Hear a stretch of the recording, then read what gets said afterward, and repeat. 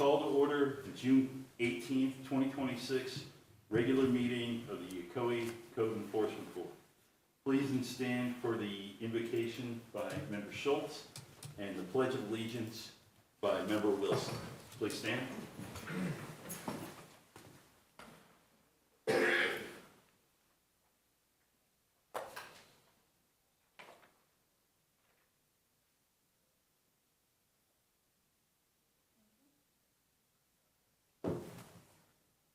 Pledge allegiance to the flag of the United States of America and to the republic for which it stands, one nation, under God, indivisible, with liberty and justice for all.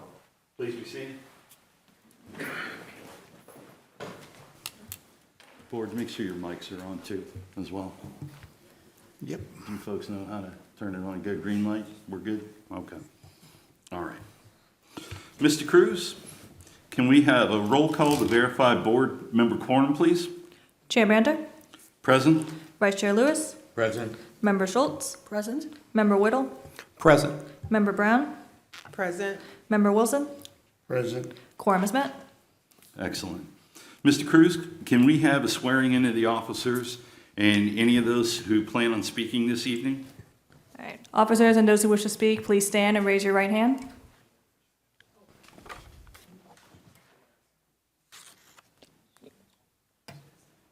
Anybody else wishing to speak? There you go. All right. Do you and each of you solemnly swear and affirm that the testimony you're about to present today shall be the truth, the whole truth, and nothing but the truth? Yes, I do. All right. You may be seated. Thank you. And Sergeant Rodriguez, can we have the consent agenda, please? Yes, sir, but prior to that, I believe the chief wanted to make some comments. Understand. Chief, Good please. evening. Good evening, board. Good to see a full board up there. Chief Ogburn, I'm here tonight to present to you all the new code board attorney, Mrs. Sarah J. Burton, who is coming to us with well over 20 years of experience in the litigation. If she's not here, someone from her office will be here in her absence. But that's a good start for us with this new board. And if you have any questions to ask, I please ask you to present those questions in this setting, and she'll be more than happy to answer them. That's it. Thank you all. Thank you, Chief. Appreciate it. Sergeant Rodriguez, we're back to you. All right. Good evening, Chairman, Vice Chair, and members of the board. I am Sergeant Joseph Rodriguez with the Ocoee Police Department's Code Enforcement Unit. We have 6 cases that came into compliance, 2026-01086, which is 626 Apricot Drive, 2026-01118, 303 Tranquil Oaks Drive, 2026-01406, 905 Jamela, 2026-01589, 2621 Alcloby Circle, 2026-01592, 2681 Gray Wall Avenue, and 2025-02782, 2782 Grapevine Crest. We also had 2 cases that have been continued. That would be 2026-01014, 905 Dusty Pine Drive, and 2026-01512, 2003 Adair Street, and they have been continued till July 16th of 2026. All right. Thank you. Mr. Chair, I'd like to make a motion. Yes, Vice Chair Lewis. I move to accept the consent agenda as presented by the city. I second that motion. I'm sorry, who seconded? Ms. Brown. Perfect. All right. We have a motion on the floor made by Member Lewis, seconded by Member Brown, to accept the consent agenda as presented by the city. All those in favor, press yes. All those opposed, press no.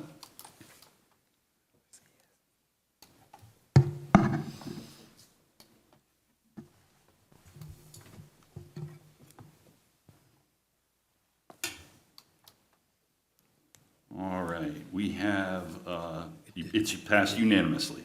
Thank you. Okay. Let's go ahead and move on to our first case. Wait a second. We got citizens' comments. Sorry, don't want to pass that up. This is where we take a couple minutes, and if it's non-code enforcement board related issues, if there's any citizens in the Ocoee area who would like to come up and, discuss some comments about Ocoee. Anybody here for that this evening? No? Okay, we're going to go ahead and close the citizens section comment on this. Let's go ahead and go to our first case for the evening. And this is case number 2026-00648. And it's Officer Loeffler.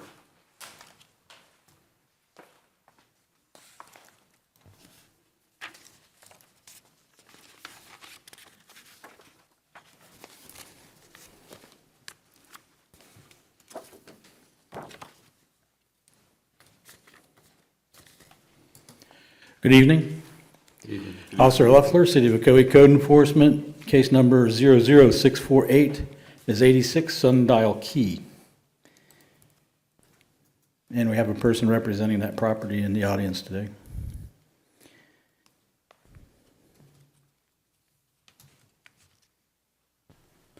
On March 6, 2026, in response to a police department generated complaint which stated aggressive rooster and junk and debris throughout the property, also advised of a trailer on the property. On the same date, after establishing an address correction, a violation notice was posted at the location and sent out certified service to the owners, Guadalupe Hernandez Perez and Luis Rodriguez Perez, as identified by official county records, for multiple violations of code, including nuisance, barnyard animal, trailer parking, junk and debris, dilapidated fence, tall weeds and grass, sidewalk blocked with grass, and a junk vehicle. The notice provided until March 23, 2026 to comply. This was sent out certified service and posted at the location. On March 24th, re-inspection revealed a great deal of progress, but violations still remained. On June 4th, 2026, a hearing notice to this meeting was posted at the location, sent certified mail, and posted at City Hall lobby. As of this date, only one violation remains, and that's 6-4H6B regarding trailer parking. There's a box trailer that's in a prohibited location right now, and it's small enough that it can be put in a correct location. And there's a very large camping trailer which appeared on the property, and it actually can't fit in the non-conforming lot and can't be put behind the front setback, so it'll have to be removed. The city is requesting a 15-day compliance time frame and a fine amount of $250 per day for every day not in compliance with any issued orders, and that is just for 6-4H6B. And in the exhibits here, you can see how the property did look, and he did a lot of work, the property owner, including even fixing the fence and getting rid of the debris. That box trailer in the bottom right is the one that's still on the property.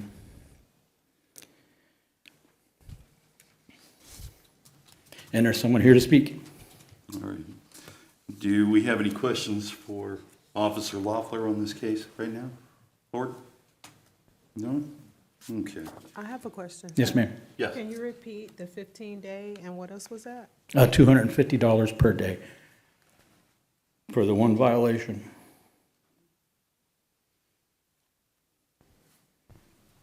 Thank you. Okay. Any other questions for the officer? All right. Who do we have here this evening to speak on this? Come on up front where it says public. I need you to go ahead and speak your full name. Is that the gentleman for this property? Yeah. And just so that everybody knows, I know there's a few speakers this evening, and just to keep the time rolling, the clerk is going to go ahead and put a timer up, so we're going to give you 5 minutes to speak on this. So if you can condense it down, that would be great. We would appreciate that. All right, speak your full name, please, for us. My name is Woodmeyer Lewis. Okay, Mr. Lewis, go ahead and tell us what's going on. I have the trailers at a park right now. Just wanted to confirm, I have 15 days to remove it. Is that correct? Yes, sir. Okay. All right. I'll definitely be working on that. And that's it. That's it? Another question? Wow, you're fantastic. Thank you. Any questions for the gentleman? No? All right. If you don't have anything else, you can have a seat. Absolutely. Thank you. All right. Thank you. All right. Motion? Mr. Chair, I have a motion. Yes, Vice Chair Lewis? I move that in case number 2026-00648, the respondent be found in violation of the code as cited as of March 23rd, 2026, and be given until July 3rd, 2026 to come into compliance, or be fined $250 per day per violation until found in compliance. I second that motion. Okay. We have a motion on the floor made by Vice Chair Lewis, seconded by Member Brown. In case number 2026-00648, that the respondent be found in violation of the one code cited and be given until July 3rd, 2026 to come into compliance, or be fined $250 per day until they come into compliance. Any discussion? Let's go ahead and vote. Those in favor, press yes. Those no, opposed, press no. Votes are in. It passes unanimously. Thank you. Thank you. Okay. All right, on to the next case. We've got case number 2026-00821. Officer Katie.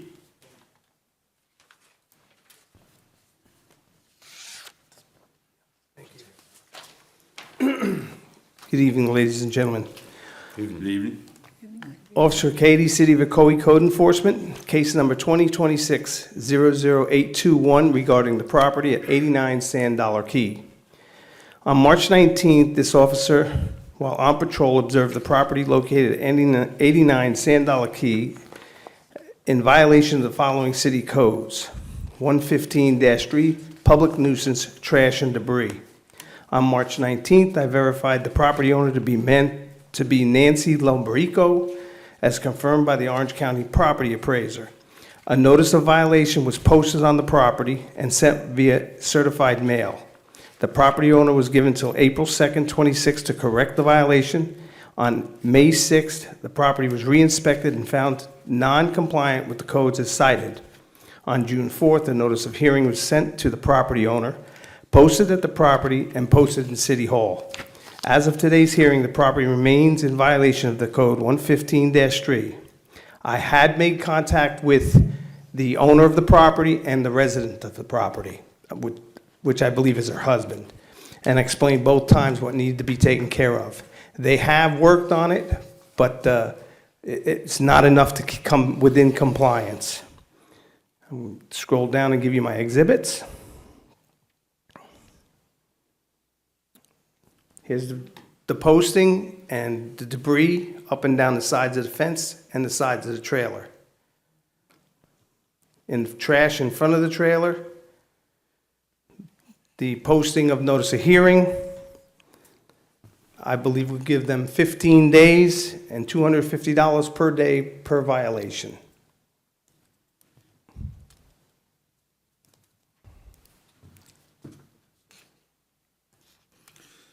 All right. Do you have any recommendation or questions for the officer? Anything? Members? No? I believe that there is somebody here to speak on this evening. There is, Mrs. Lombrico is right here. All right. Could you please come up here and state your name clearly?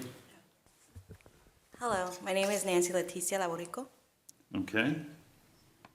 How can we help you? Oh, I agreed with him for the 15 days to get everything settled by then. I think he said it was July 3rd, correct? Yes. So I'll have everything fixed by then. Okay. Thank you. Appreciate welcome. this. You guys are doing great. All right. No questions. Let's go ahead and vote. Oh, I'm sorry. Getting a little ahead of myself here. So, Mr. Chair, I'd like to make a motion. Yes, Member Whittle. So, I move that in case 2026-00821, the respondent be fined in violation of the code as cited from April 2nd, 2026, and be given until July 3rd, 2026, to come in compliance or be fined $250 a day per violation until found in compliance. Second.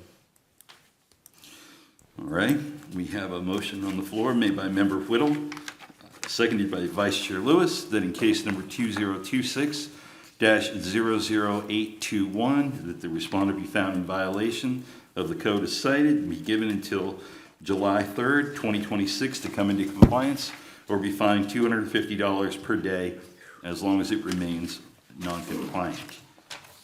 Any discussion? Let's vote. All those in favor, press yes. Those opposed, press no. It passes unanimously. Thank you.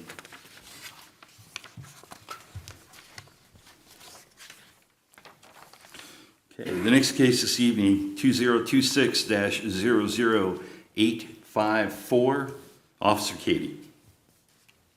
Again, good evening, ladies and gentlemen. Officer Katie, City of Ocoee Code Enforcement, case number 2026-00854 regarding the property at 806 Lyle Street. On May 6, 2026, this officer was notified by the Ocoee Police Department of the property located at 106 Lyle Street to be in violation of the following city codes, 108-35 and 115-3. Both are public nuisance codes. On May 6th, I verified the property owner to be Linda P. Gonzalez, as confirmed by the Orange County property appraiser. A notice of violation was then posted on the property and sent by way of certified mail. The property owner was given until May 20th to correct the violations. On May 25th, 26th, the property was re-inspected and found non-compliant with the codes as cited. On June 4th, a notice of hearing was sent to the property owner, posted at the property, and posted in City Hall. As of today's hearing, the property remains in violation of codes 108-35 and 115-3. I have made contact with Ms. Gonzalez on several occasions. I've visited the site on several occasions. And when you see the evidence here, it has changed, but it's more like moving one stone from one side of the street to the other. As you can see, the debris in front of the building. If you look a little closer, you can see the padlock on the front of the door there. And that was my posting at notice of hearing. The debris in front. Again, a closer picture of the padlock. And as you can see, all the debris cups and whatnot, there's a pod that sits right in front of the house. That's been there quite some time, loaded with, I don't know what's in it. And this is the other side of the house. The entryway. Now, I have several people here that like to go further. I've got the police officers that have responded to, or a police officer that has responded to that location on occasion. He can give you a little more intel into the homeless issue that's going on through the back of the residence. Okay. What's the city's recommendation for date and fine? The date, it's going to be 30 days, $250, but we're recommending, if we can, have the property demolished. And that would be under code, the 108-35 public nuisance. When a nuisance condition, hazards degenerate or cumulatively impact on structures, dwellings, or other buildings regulated by minimum standards codes to the extent that the repair, removal, securing, or demolition is necessary for the public health, safety, and welfare, then the enforcement officer or his designee or the code enforcement board is authorized to order the property owner or city agents to repair, remove, secure, vacate, or demolish such structures.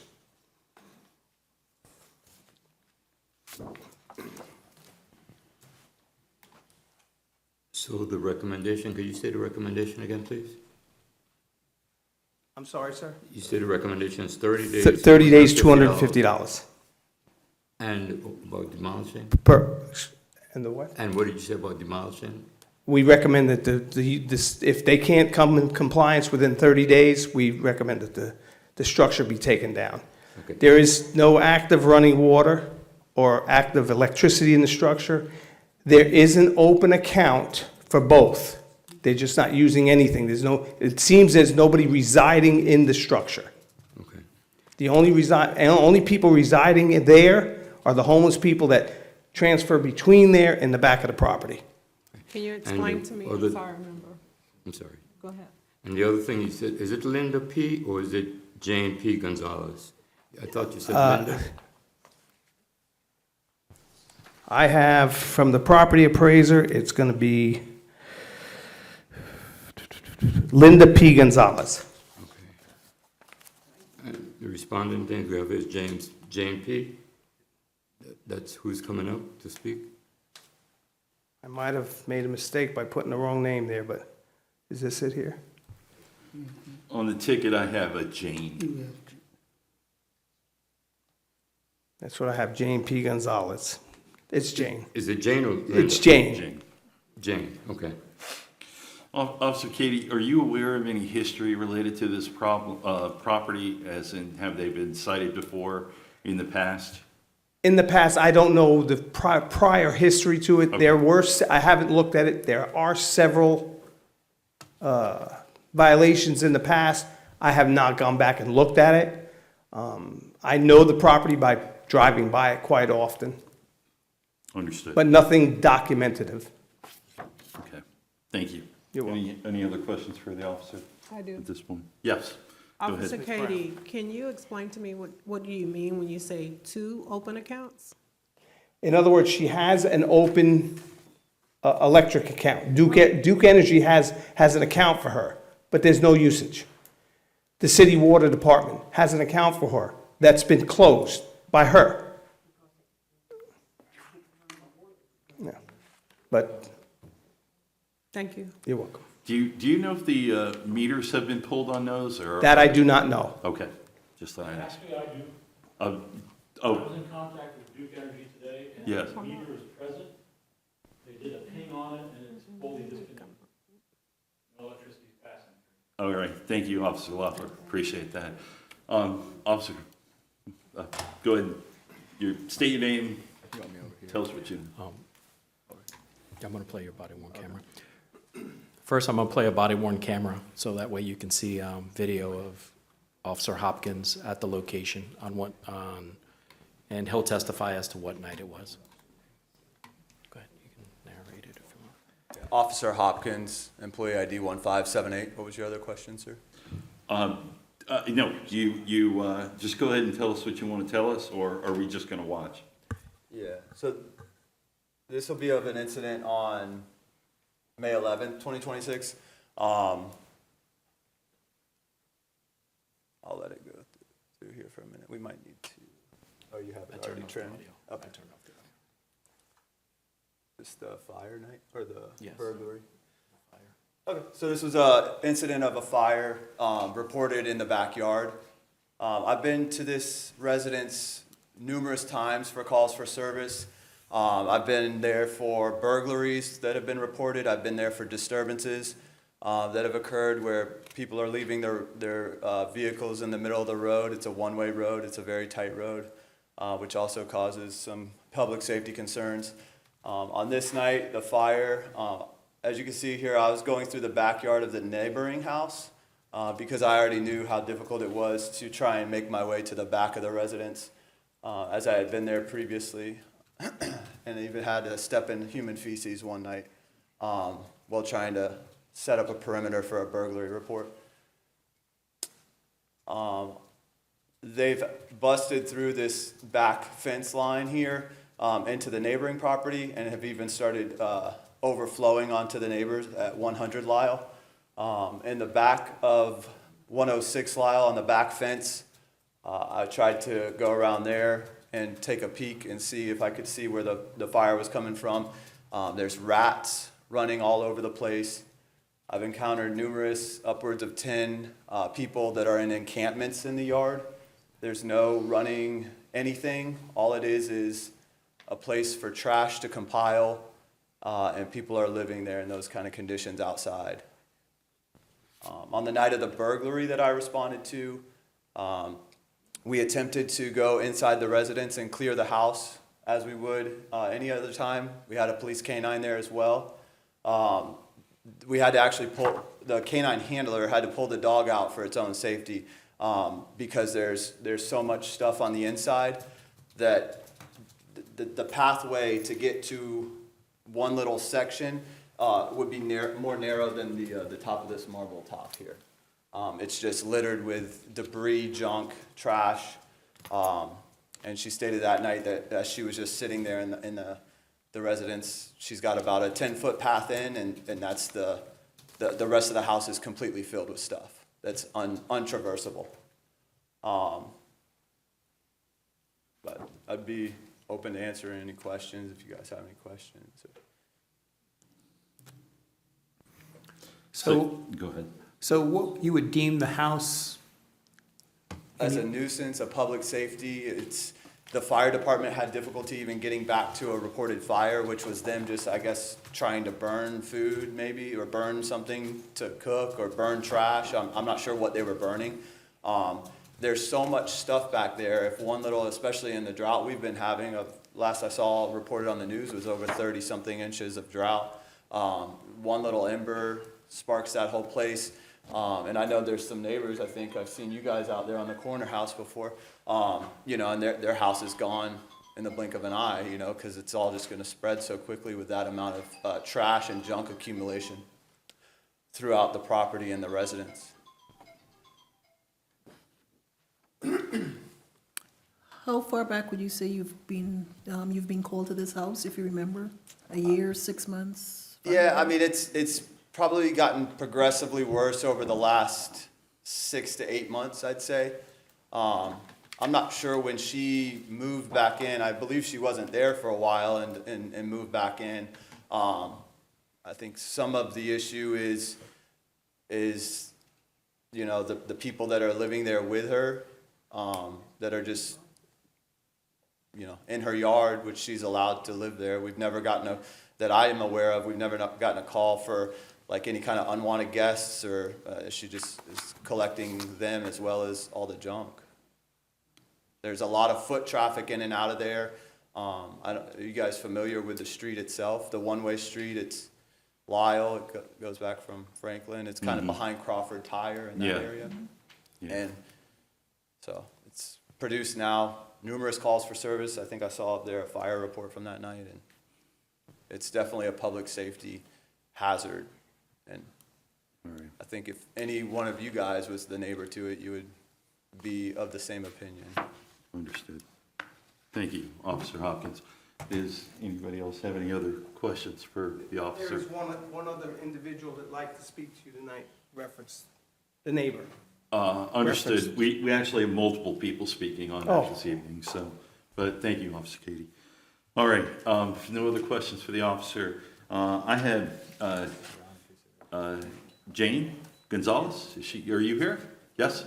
Yes, please come up to the podium, speak your name, and you've got 5 minutes to tell us. Let them know who you are and tell them first. Jane? No, I'm Diana. Okay. Jane's the resident.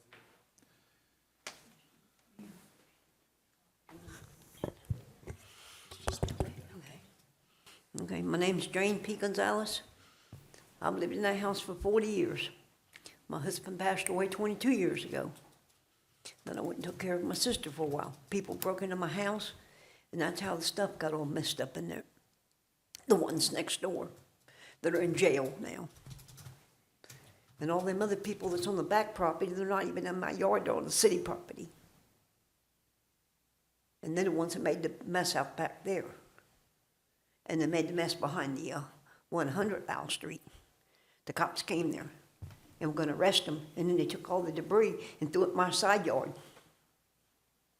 to keep the cops from arresting them. That ain't right either, what they did. I want them off my property. They're not really on my property, but I don't want them even coming on my property anymore. You know what I'm saying? I want them removed. I don't need them. It caused me a lot of problems. You know? Have you made any complaints to the police department about people being there that shouldn't be? Very rarely. But, you know, they have their own differences, you know, with each other. But that has nothing to do with me. And they're all moving out right now. They're cleaning up too. We've been hauling stuff to the road and everything. And they're taking their tents down and they're taking them away. They can throw them away for all I care. But I am gonna fix my house up nice again. Does anyone reside in the house currently? I stay there because my brother-in-law threw me out of his mother's house and I had nowhere to go. I had to come back to the house. And every time I'd clean up a section, that's how the stuff got stacked up like that. They took things and put it up against my refrigerator and everything. I had to have people come there and help me move it. That's when the dog tried to jump over the stuff because we thought a raccoon or somebody was in there, you know it? Making some kind of illusion. And it was nervous to me, you know it? So I did call the police on that one. And plus they tore my front door off one time, and the major guy, he went to Walmart and bought me that padlock and put it on my door. A new padlock, a heavy duty one. I have a question, if you don't mind. Officer Yes, Katie. ma'am. Can you put the photos back up again, please? Yes.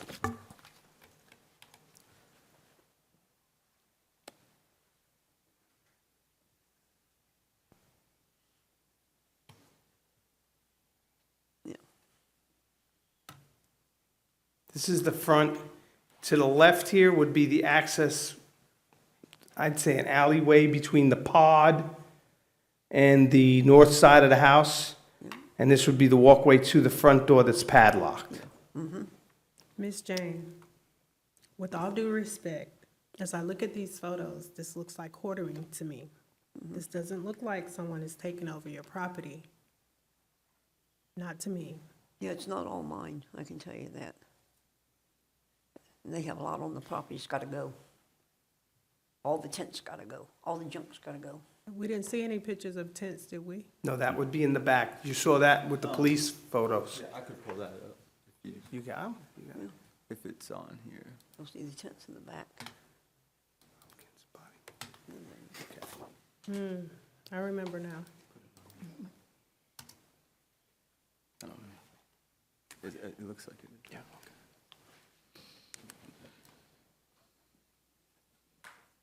Look at that. So back here is where all the backyard that she's Yep. saying is the city property. Yeah, look at the junk all over it. And this is her backyard. This isn't city property. There's a wooden fence on the backside of all this stuff, that is city property, and it goes up to a pond that's accessible off the railroad tracks over by McGuire Road. But all that, peeking over the fence and seeing all the debris, the city property's back beyond that fence that you can see back there. They've torn it So to the right of that, right there, all the mattress to the right, that's all on her property. Back behind that wood fence line is the city property she's talking about, and although they did mess it up a little bit, it's fairly clean except for all the rats that are running up and down that fence line right there. But yeah, that's, in the backyard is where, they've been allowed to, camp out. Excuse me, officer. In your time there, have you seen anyone reside in the house? Not on this call specifically, but when she did report a burglary to us, Yeah.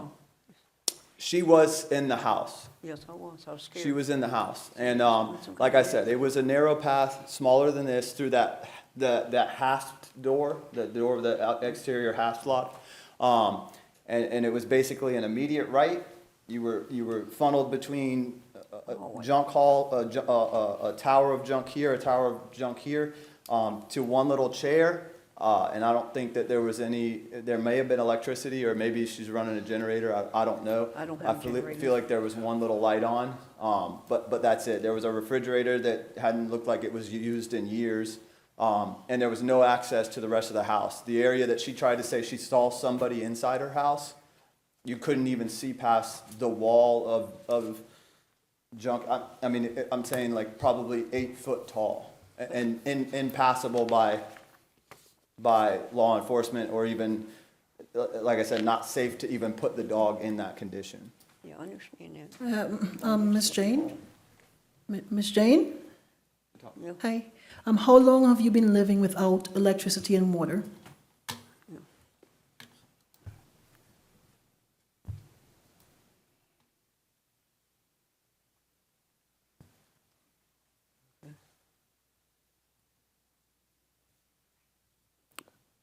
Ms. Jane? Yes, Yes, how long have you been living without electricity and water?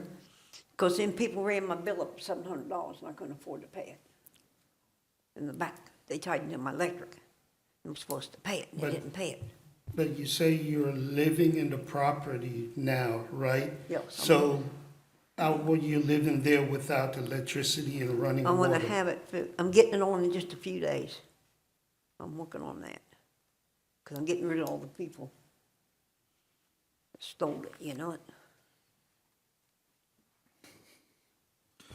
Ms. Jane, do you realize that this, I mean, do you see with these photos, do you realize that, Yeah. would you not agree that this is a problem? Yeah, it's a problem, but And how much time do you think you would need to be able to clear up this problem?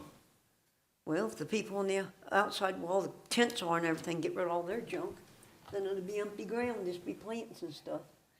And it's all done in pavers. My whole yard's paved. I put every paver down on it. There is no dirt, there is no grass. There is flower beds and stuff like that. And you're talking about the backyard? And the whole yard, my whole house is surrounded by concrete. I'm telling you, we couldn't see a brick in there with all this stuff in here, I know, so. because I got all that junk on it. So again, I'm gonna ask my question again. Yeah. How long do you think it will take you to clean up all the debris that's around your house? Yeah. Shouldn't take too long, just only a tiny bit on one side. But they threw a bunch of their junk in my yard. When the cops came to put them in jail, they threw all their debris in my side yard, and it's still there. What do you consider not a lot of time? Huh? What do you consider not a lot of time? Well, it's gonna take a while to get all that out. I don't even know how to get rid of it. They just threw it in there to get from going to jail. They should have went to jail for it. They had it all in the back of 100 Lowell Street.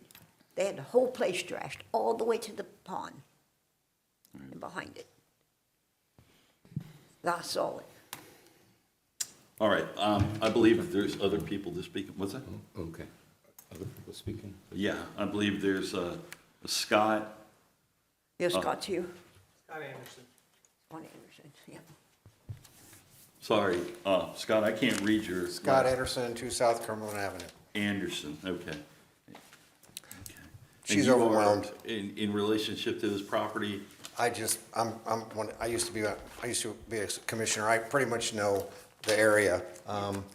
She's overwhelmed, and she has a lot of homeless people back there. They're all hoarders back there. Yeah. And I really think she's gonna need about 60 days. I talked to Jeff and Pat over at Orlando House of Prayer. They were trying to help, but until she understands that if she doesn't do something, she's gonna lose her house after 40 years. So I told her, I talked to her last week, and I had Jeff and Debbie, who, House of Prayer, just right down the street from them. They've been trying to talk to her, but she does not understand the impact of what's gonna happen. If she doesn't clean that place up, and she's gonna need a couple dumpsters, and we have a lot of sweat equity to help her get rid of it. We got the police chief here. Chief Brown and Chief Gocklin and even Chief Ruffett have been able to innovate ways to help with some no trespassing, to get some people out of there. And maybe if she can get an advocate for the police department that she can call and say, I have someone here, because even when you guys are asking her, she's not knowing what to do. If she can just get someone that she can call and not be just a 3100 number, she can call and says, help me with this. Chief Gocklin was great with it. Chief Brown was good with it. I remember when Chief Reffett had these issues, they just found someone to help, because someone after 40 years being there, she doesn't know what you guys said about demolishing the house. My son's a journeyman electrician. He said when it cleans it up, he'll go in there and make sure the electrical is good. A friend of mine works at Frank Gay. He'll go check out the plumbing. These are things she doesn't understand. What you guys are doing right now, she doesn't understand. She's overwhelmed, and all these homeless people are just there saying, we're here to help you. But all they're doing is bringing all their junk onto her property, putting tents up there, and she thinks it's her friends, okay? Because she has no friends. So what I'm asking you guys as a board to give her another 60 days, start the penalty of $250, whatever, after the 60 days. Let us try to do, let us try to get her cleaning that place up and having the police department put a little bit of teeth behind it, that she has an advocate with the police chief, and to where they get someone in there and start moving those people out, because she doesn't know who her friends are. She thinks everyone that's sleeping there is her friends. And there's probably a billion flies out there flying around. And I brought some stuff to sprinkle out there, but she needs some help. I've done this twice already. I know it's just tough. And all the calls for police and fire to go out there, if we can just get this like this and get everyone off of there, she'll never have any more calls there. And then we can get inside the house and clean it up, and after 40 years, she might have a place to do it, because even if she can't get the power in her name, because it's $700, we all know, I could even call and get power at Duke Energy and start it off brand new. So she needs some help. She doesn't know she needs help. That's the problem. Mr. Anderson. So I'm just asking you guys, give her 60 days. I'll get the guys at Orlando House of Prayers to help. You know, we can just give her a chance. That's all. I don't think she knows. And I'm talking to the code enforcement people, they've seen this all the time. And we've all seen this. You guys all see this. So all I'm asking is maybe give her that. We can try to start, maybe even Gary Crawford said he would put a dumpster. He has one of those dumpsters there. He'll put one over across the street. He already pays for it, so we can start at least throwing stuff out there. And so he has a property across the street. And the best way I can say it is, Gary's a good man, okay? He's always been good at the property. He may be able to help her down the line so she doesn't lose the property because of what's happening with all the homeless people. Mr. Anderson, did I hear you say that you've done this twice at this location already? I've done this twice already. At this same location? No, on Ohio Street, and we did one, I did another one over on, off of Dare. So, I mean, I've helped people. It's just, I'm not looking to make any money, these are things people have. And before you guys were on the board, I remember when there was ladies with mobile homes, rain coming through it, just living in a house with no power, rain going through the roof, and we all try to help these people. So all I'm asking is maybe give her the 60 days, and if it doesn't do it, start the clock then, but at least give her another chance. And if it doesn't work, all we're done is wasted a little bit of time. Right. But I promise I will help, try to get some of those out. And if the police chief can get an advocate and to where we can get some trespass, I'm not sure how the code works for trespassing, but I think that if we just bring the canines in there, because there's a lot of drugs back there, I think that if we have the canines going back there as practicing their stuff, I think everyone would be out of there. Thank you, Mr. Anderson. How soon will you be able to start removing stuff? I think 2 months, 60 days. No, how soon can you start? I was gonna start tomorrow. I mean, whenever you guys said, I was gonna talk to Gary and see if he can put one of his dumpsters, one of his things he has in front, put it in the back there, and that way you can throw it. But they just need to get their stuff out. There's people that have a lot of stuff, and you guys, the pictures you saw are not even good, okay? If I had a picture, you'd be scared. I mean, I can walk back there through there in the daytime. There's so much going on. And it does go onto the city property too, on the backside. But these guys are doing their job. They're doing exactly what they have to do, but it's an overwhelming thing, and Pat doesn't know, Ms. Gonzalez doesn't, she doesn't know she's gonna lose her house. All right, Mr. Anderson, does any of the other board members have any other questions for Mr. Anderson? No? Thank you, sir. We appreciate you being here. I Miss Reyes, Eugenia Reyes? Eugenia? She has pictures on her phone. You can And get also them Diana like I did the Reyes last as time, well? right here. Okay. Either one of you come up to the mic, speak your name, and tell us your story. My name is Eugenia Reyes, and we live. I am her mom. We live al lado, no? Besides or together, that lady, and we are here because the people who are living there is putting fire. They are making fire and almost every day, every night. And then my daughter told her, why you do that? Our fence, because they do that near our fence, and we are afraid that the fence got a fire too, because nobody's gonna pay that. And then my daughter told them, why you do that? And they said, oh no, we are doing that because the mosquitoes. And then if you don't like it, you move on. And then the man says bad words to my daughter, and they got all their things, no, the sofa, the other things, no, leaning against our fence, and we are afraid that the fence or fires or down, you know, and who's gonna pay for that? We don't know what they do every day, because every night they do the fire, and then you smell something rare, algo raro, rare, that you smell el humo, ¿cómo se dice? I don't know. No, I don't know what they are burning there. I don't know. Okay. All right. Thank you, Ms. Reyes. And Diana Reyes? Yes. My name is Diana. Yes. I have several months with the problem with the people live there, because in 2 months ago I had to call the police because one guy see me walking with my dog, and he said, why you walking this side? And he started his car, and he pulled his car over me. Y I no move. Bueno, he crashed with the tree was next to me. So I called the police, and the police, take in jail the guy. All the time I had to go to the police because that situation, they burning near to my in my fence, and they tell me bad word. They say I had to move out from my house, because they live there.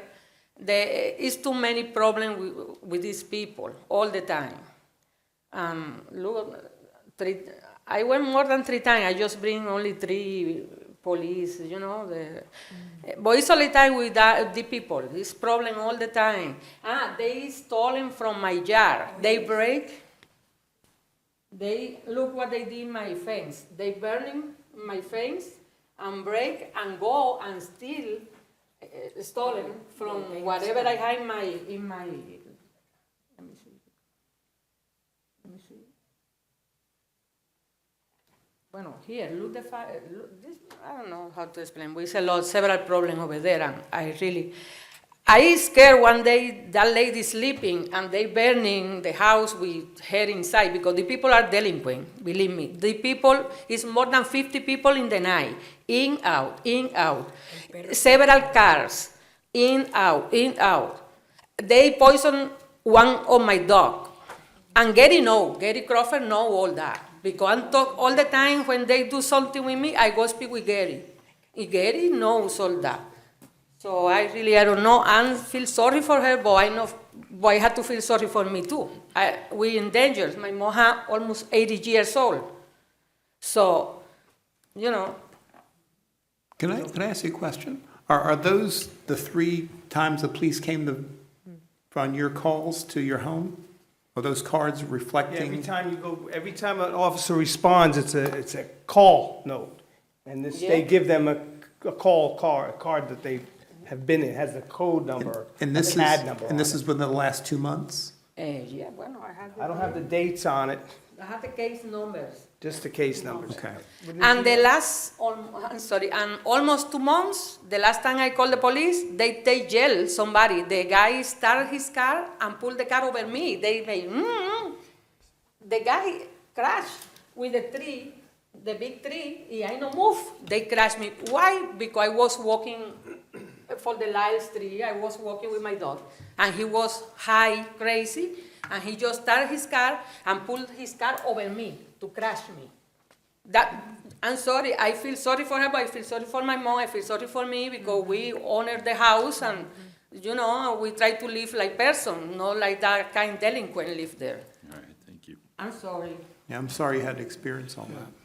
Does any of the other board members have any other questions for either the Reyeses? No? No. I believe that's it for the speakers this evening on. I have a question for the attorney. I have a question for the attorney. My understanding is the city is asking for 30 days or $250 fine for each day it's not in compliance. But then they're asking for, under section 108-35, the public nuisance, that the property be demolished. If they're asking for the 30 days and a fine after that, when does the property get demolished? How does it work from what he's asking? We can clarify that. I think what you're requesting is the timeframe for curing the violations, and then if that does not happen at that point, you would want to revisit the concept of demolish, correct? Yes, ma'am. Yes. So I think my recommendation at this point would be whatever days and time frame the board determines is appropriate to help with the cleanup, but then we want it to be considered at the next meeting or whenever that would be, the potential to demolish if this is something that the homeowner's not able to get under control. So I'm not sure your answer, maybe I'm not understanding you. We're saying 30 days or 60 days, whatever the date is. Yes. And after that, a fine of $250 until they come into compliance. Correct. They would then come back and ask for it to be demolished, because it seems like he asked for it all at once. So I'm trying to determine, if you're saying 30 days to come into compliance, then you can say, or in a fine if you're going to demolish.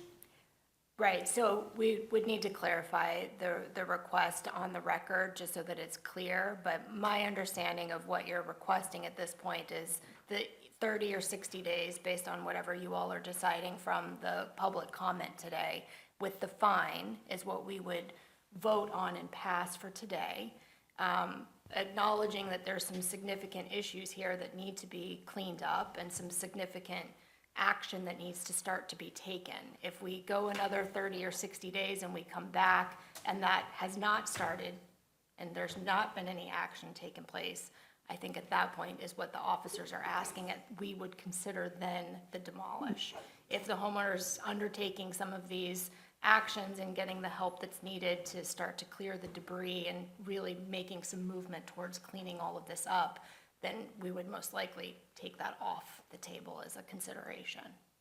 So that would actually be for a separate meeting, the Correct. demo part. Yeah, and again, As long as officer, they you remediate you the can clarify, issue. but that's my understanding of what's being So requested. then it would be two different requests. This request would be either 30 or 60 days with a fine until they come into compliance, and then they would have to come back for a subsequent time regarding it being demolished. Correct, depending on what takes place over the next 30 or 60 days. Not as he had it presented then.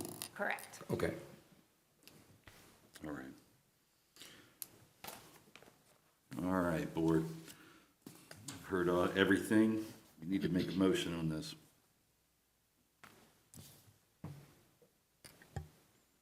Mr. Chair, I'd like to make a motion. Yes, Member Whittle? I move that in the case 2026-0054, the respondent be found in violation of code as cited. 00854. 85, sorry. I'll start again. I'll move that in case 2026-00854, respondent be found in violation of code as cited for a compliance date of May 20th of 26 and be given 30 days until July 18th. To come into compliance would be fined $250 today per violation until found in compliance. Second. We have a motion on the board made by Member Whittle and seconded by Vice Chair Lewis that in case number 2026-00854, that the respondent be found in violation as of the compliance date of May 20th, 2026, and be given 30 days, and that would be July 18th, 2026, to come into compliance, or be fined $250 per day, as long as, for each violation, as long as they remain in effect.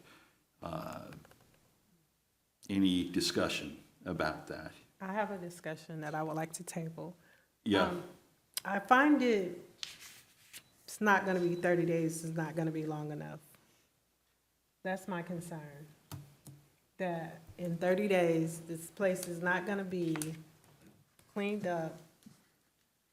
And 30 days is not a long time. That's just my concern. I agree with the concern. I would say that based on the representations, if the gentleman that spoke, I don't remember his name. Mr. Anderson. Mr. Anderson, and they tried to get an advocate in the police department and the assistants. Based on the other part of the recommendation, the city would have to come back to us to make a determination as far as if they've made any motion or any movement forward to get the situation better. So it would be a matter of, while I'm hearing that he's saying that he's willing to volunteer and there's some other people, if we set a timeline and there is movement, then it will certainly be up to code enforcement to go and see if there's movement, and if there's movement in a positive direction, to make some type of change. I think the longer period that we give, while I agree, it seems like it's going to need a substantial amount of time. At least 60 days. Then I think numerous people have to step up.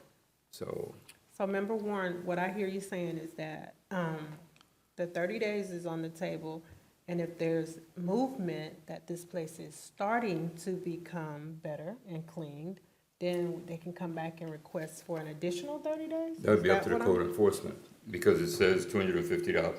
Based on what I heard the attorney said, as far as what was originally presented, because they talked about demolition. And my understanding is if there is some type of movement and they see some movement, they could come back and make some representation before the board. That is my understanding, correct? Is that? I'm going to speak freely. I have no problem 60 days whatsoever. But the problem is you don't realize the intensity that these people have. There is not 5 people going back and forth back there. I apologize. There's not 8. There's more like 30 and 40. And they walk through her front yard to get to the back while she sits there and sees it. And the odd thing about it is they could walk another 50 yards around to a pathway that walks around the destroyed house that's next to her and get in the back. And when they go in and out of her yard, I can't prove it, but I guarantee you they're snatching stuff from stores, stolen goods. There's definitely drugs. There's definitely drugs back there. It's not healthy for her or the people who live next to them. It's crazy. 60 days, that's fine. I guarantee you it's probably not going to happen. But I would be willing to say go for 60 days. Your recommendation was 30 days. It was 30, but if you feel 60 is better, then we can do the 60. Someone is willing to help clean this. Well, the resources, I don't believe the city has the resources at this time. I don't know. Well, someone is willing to help move the stuff. I But- guess Right, Mr. Anderson has Yeah, he's willing to help move somebody. the stuff. Excuse me, board, may I cut in? As his police chief, thank you, Officer Katie. This is an egregious case, as we can tell. Yeah. And I do understand that 30 days is not enough, it's 60 days. But I don't want to sit and put the whole ownership on the police department or somebody else. She does have to come forth. The question was asked earlier, have you called the police? And she says very rarely. Yeah.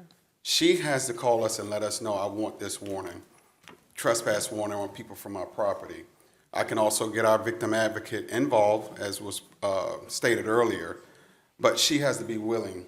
Mr. Anderson said that this has been going on for previous chiefs. This is nothing new to her.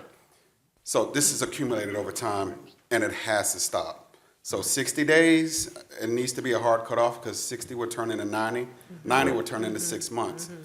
And I think we've heard cases that this has gone forth, but I just wanted to just relay that we are willing to get our victim advocate involved and see what services that are out there for her, but she has to do her part as well. And that's why I believe that the 30 days, or, because with the people passing through, we have some neighborhoods say that they poisoned her dog, or they burned her fence, or there's a fire going on. They probably won't start to do anything until day 58. Yeah. So, you know. And unfortunately, we don't have an officer to sit there all the time to regulate who comes by. We have to get that call. So, but I just wanted to convey that. Thank you, Chief. But Appreciate it. Chief, she has to be the one to call you, right? She has to be the one to call us. How's she gonna call with no electricity? I don't know what she has, what communication. I'm sorry? Okay, so she has called. I don't know if she has her cell phone or whoever. Yeah, and we're also talking about a house that has much debris inside, so we're looking at a hazard until it is done, It right? is a hazard, but again, as it was previously mentioned, whatever the board decides, we're willing to go with it and do our part within that time frame. But again, like I said, we are willing to do our part, but she has to be willing to do hers as well. That's true. You know, I hate to say this, but I actually want to ask Mr. Anderson a question. Mr. Anderson, what kind of dent do you think you can put into this in 30 days? Ms. Anderson, can you? The biggest thing that I think we need to do as a dentist is have all the people offer property.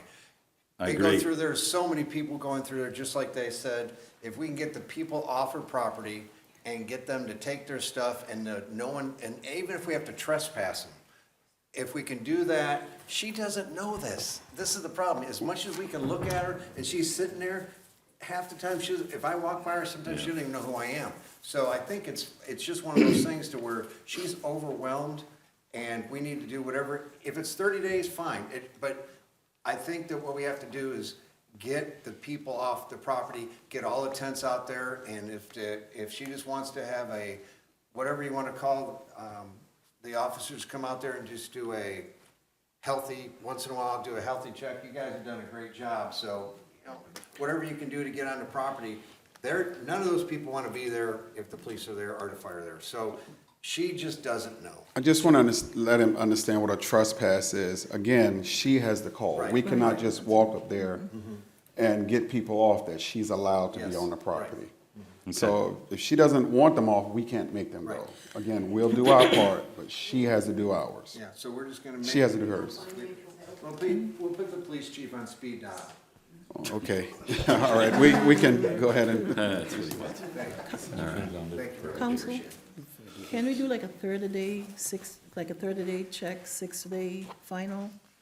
How would we propose that? Because I agree with Chief, the hard stop, like fines at 6 day, but we also have to provide that impetus, like you don't wait until 6 day and then day 58 where you haven't done anything.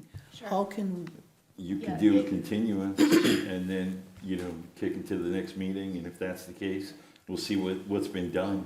Yeah, you could make a motion to kick this to the next, continue it to the next agenda. You can set some sort of milestone if you want for progress. You know, even as simple as just saying that you want to see progress being made towards cleaning up these violations within the next 30 days, and then we'll have it on the agenda for the next meeting so that we can revisit where she's at with her progress, and you can make a decision at that point if you want to continue to allow additional time to get these I think waiting 60 days is too long, but 30 days we know is too short, I but think we that's have to see reasonable. something being done. I think that's reasonable for the board to do in this situation. I'll make a motion. We'll have to adjudicate the first one. Yeah, we didn't vote on it, so we'll, you know, the motion, it was seconded, but we didn't vote on it, so it's kind of null and void at this point. Okay. Okay.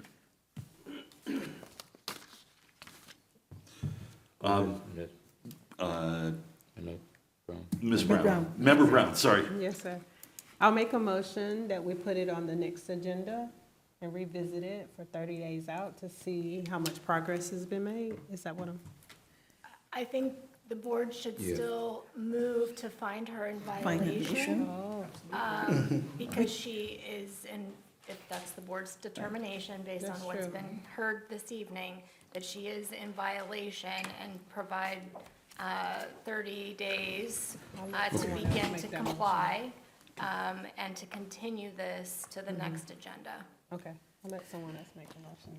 All right, so I'm gonna make this one up. So Chairman, I have a motion. Yes, Member Schultz. I move that in case number 2026-00854, the defendant be found in violation of the codes as cited as of May 20, 2026, and be given until July 18th, 2026, to be found in compliance. For this case to be continued at the next board meeting. Upset. I second. Yes. All right. Yeah, I'm gonna try to repeat this one. So we found guilt, okay, I can say it again. I move that in case 2026-00854, the respondent be found in violation of the codes as cited as of May 20th, 2026, and the case be continued until the July 16th, 2026 board meeting. That's clearer. Yes. And I second it. But we're not ordering anything. We're not ordering a at this fine point. That's up to the board. I mean, that's part of the board's consideration. I think if I'm hearing you all correctly, you want to provide some time, a 30-day time frame to start to come into compliance, Yeah. because no one feels that that's sufficient time to comply. And then we will continue this to the next agenda to see how progress is being made and make additional determinations at that point as to additional time needed and at what point those fines will be assessed. Oh, 60 days is fine. Okay. And, So- and so at the next agenda, maybe you determine that she'll have an additional 30 days, and at that point, you have the fine. So But those, you could also set a fine now, and if she's making progress, we could suspend that fine also, right?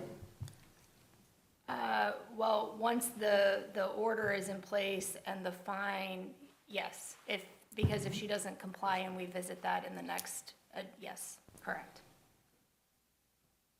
But once the fine is ordered and a date is set, then the fine is after that date, so it would be set. Correct, but once once it's recorded is when you're not able to go and revisit that. So if you want to put the fine in place to be assessed after 60 days, if there is not compliance, we can go ahead, the board can go ahead and make that determination now. If you want to wait to revisit the idea of the fine and what that will be and the time frame for that, we can do that when you continue it to the next agenda. So I'm gonna make a suggestion, since one of you have to make the initial motion, that I think you should continue this to the next meeting. and see what gets done in the next 30 days. Because at that meeting, we can decide whether or not we want to give her 15 days or 30 days, if they're making progress, and if they're not, then, you know, we can change the fine amounts, we can increase the fine amounts, we can shorten the time, we can do pretty much so anything that we can. But I think the general consensus of this board is that, you know, trying to be somewhat compassionate and understand we don't want to see anybody, one of our fellow Ocoee residents, lose their home, but there's a problem. And you know, the officers said it's dangerous, the neighbors said it's dangerous. So there has to be action in the next 30 days. So that's it. So do we need to set, to be found in violation right now to start setting the fine? So I think we need to be, I think suggest we that need if the board is inclined to find In that these violation violations have occurred, occurred. that we need to go ahead and make the motion And and then have you can an order continue- in place right. that states that everyone votes on. And at that point, we all understand that there are violations in place that need to be addressed. And we will continue this to the next agenda to determine progress towards clearing the violations. And at that time, we can make additional determinations about time and fines. Do we have to determine or identify what progress looks like? Because looking at these pictures, you know, the one officer said an 8-foot wall, you know, you basically can't see around. What would we define as progress? It's not a determination that you would be required to make tonight to define that. It's certainly something that you can consider at the next hearing, depending on what information is presented by the officers and whoever else is present at that meeting to speak and present that. We don't have to set those parameters this evening if the board is not inclined to do that. So compliant, violation, So you're gonna have to, I'm gonna work on it, hold on. I want to say something. Member Warren, I think you're right. What does progress look like? Yeah. I think progress should look like cleaning up, running water, and electricity in 30 days.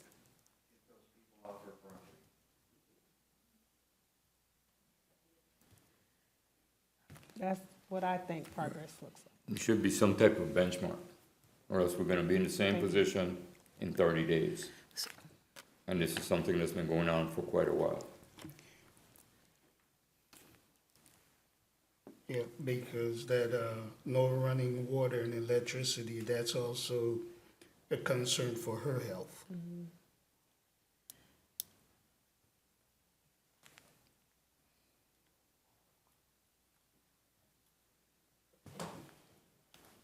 Your All motion? right, Vice Chair, unless you want to put me yes, in. I think I'm gonna, you wanna say something, I Chief? was going for 30 days.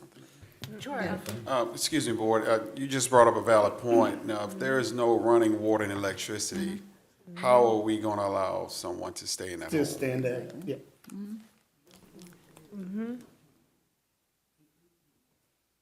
I think it was spoke to earlier that there are 2 accounts, electricity and water, and neither one of them are on. Correct. And the meter has been pulled according to the water department? Electric. Electric. Electric is there but disconnected.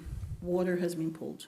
So that, So the meter's still in place, it's just not, it's capped. It's not, yeah. yeah, So so it's power's not, not going you down. can't get water, you still can't get water. So just please take that into consideration, we are putting someone in a, who has a home but is in a homeless condition. Right.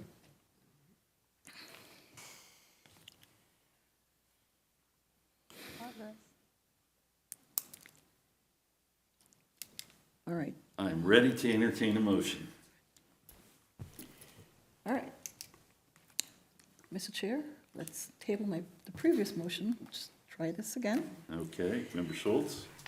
I move that in case number 2026-00854, the defendant be found in violation of the codes as cited, and the case be continued to the July 16 Court Enforcement Board, where the board shall assess improvements that have been made, including but not limited to running water, functioning electricity, and a reasonable, clean, clear living environment. At which time we can reassess if progress has been made and how the board moves forward. I second that motion. All right, we have a motion on the floor made by Member Schultz, seconded by Member Brown, that in case number 2026-00854, that the respondent be found in violation of the two codes as cited, and to continue this case to the next meeting of the Code Enforcement Board, which is July 16th, 2026, and use the following benchmarks to assess the improvement of the property with including water, electric, and a clean and clear living space. Any discussion?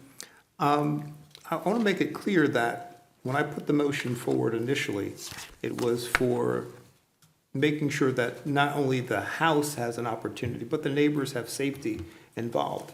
I don't think that we're moving in the right direction to embrace the safety that's needed in this circumstance, both for the inhabitant as well as for neighbors. I know it's probably very hard to sit and think like we're being lacking empathy for a resident of the city. I think we're overlooking the impact it has on that community. And I think by not having a fine and having clear dates, because what we're talking about is very subjective, right? Having power turned on and water running doesn't clean up the property. It doesn't make the property viable as it should. So I don't know if we're going in the right direction here, quite honestly. I think it's a partial step, but not the right step. I think those are components that are needed to make the home vibrant. The electricity and the water, you gotta have water to clean and you gotta power to run the equipment and stuff, so. And per the, if I'm not correct, by being found in violation, we have the right to come back to any date to assess the fine. And by setting a benchmark of what a clean living environment removes, especially in the exterior, you know, the reasonable assumption of what a clean environment is, so. Yeah, but we're in the summer now, so it's going to be hotter, right? So the power and the water aren't on now.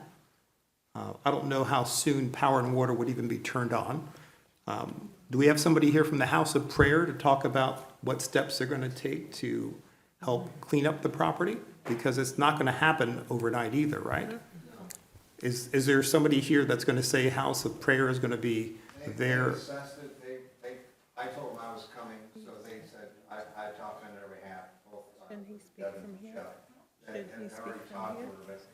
I really think what's happening, sorry. He should. I really think what's happening is why there's no meters, probably the homeless were probably trying to hack into the, you know, the power, the meter, and probably the same thing with the water meter. So I think that getting those people off the property is gonna be the biggest thing, because then she's there by herself and no one's trying to turn on meters. So I think that's the biggest thing. And getting all the people off the property, these people are be safe and secure by getting the people off their property. They're not gonna be there anymore. And So that's the biggest thing. and getting the people off isn't the code enforcement, that's not our task. Our task is. That's where the assess. owner has to call us and request that people be off of her property. I see one of the neighbors has their hand raised. But you have to So come to the we keep saying that if she understands that, we've had a victim advocate already reach out to her and she told our victim advocate she didn't want help. So we keep doing it, understanding in this case is going on forever. We're kicking this down the road. See, But I think we need to really, this is an egregious case, but she needs to, we're here to help. We're not here to kick anybody out or abandon, but we need to have a clear, defined Find date. that, which, We need to revisit this and see what has been cleaned up. That way we can move forward. We come back in 30 days. If it's not Chief, I think cleaned that's a up, fair assessment. yeah, we can go on. But we'll go from there. We'll go, and then, you know, to be very clear, the code enforcement board is assigning fines based on on the activity we can't tell her what to do. We can say what needs to be done on the outside for the people in the area. As for the respondent not calling the police, that's a totally different, group than us. We're saying as code enforcement. Correct. Here are the violations. You've been found in violation, not assessing the fine yet, give you 60 days. Right, right. But for accountability from the respondent, that's not us. I get it. You don't have to preach to me, I get it. All right, well, we still have that current motion on the floor. We're gonna cover. I guess we can vote on it. And Maya, do I need to repeat that, or do you have it? I got it. Okay, sweetheart, thank you. All right, since no more discussion, then let's go ahead and make a vote on this. Those all in favor of the current motion, press yes. Those opposed, press no. Okay, well, it's 3-2, motion passes. 4-2. All right, next case. Yes. And please let her know we need to see progress. Well, Mr. Anderson indicated he's gonna start tomorrow, so. Yes. All right, Maya, the next one I have is 708 Snowden Street, but I don't have one of these pages on it. I asked Vice Chair, he doesn't have one either. So, all right, just put it up on the screen then. The very next case, it's gonna be 708 Snowden, case number, last three, 862. We do have somebody here to speak on that tonight. Perfect, thank you, Maya. All right, next case this evening before us is case number 2026-00862, Officer Katie. Again, good evening. Good evening. Officer Katie, City of Ocoee, Code Enforcement, case number 2026-00862 regarding the property at 708 Snowden Street. On March 23rd, 2026, this officer notified by web form of the property located at 708 Snowden Street to be in violation of the following city code, 51-13, permit required. On March 23rd, I verified the property owner to be Phillip Enterprises, LLC, as confirmed by the Orange County property appraiser. A notice of violation was posted on property and sent by way of certified mail. The property owner was given until May 15th, 26 to correct the violation. On May 18th, the property was re-inspected and found non-compliant with code as cited. On June 4th, a notice of hearing was sent to the property owner, posted at the property, and posted in City Hall. As of today's hearing, the property remains in violation of City Code 51-13, permit required. I have made contact with representative of the owner, Mr. Kelton Butler, on April 23rd. Mr. Butler stated he had been trying to obtain a permit and has, as of now, still has not obtained the permit. As of today, a permit has been applied for in the city offices, and it's still under review. If the owner does not come within compliance of the city code, city's asking for a $250 fine, 30 days. And I'll show you the evidence.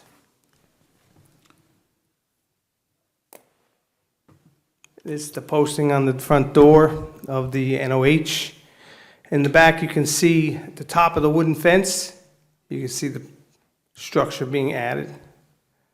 Again, another picture of the structure being added on the back of the fence there. Okay. Any other questions for the officer? I understand that we have two people here speaking this evening. Mr. Butler, you here? Well, I have a Philip Hicks.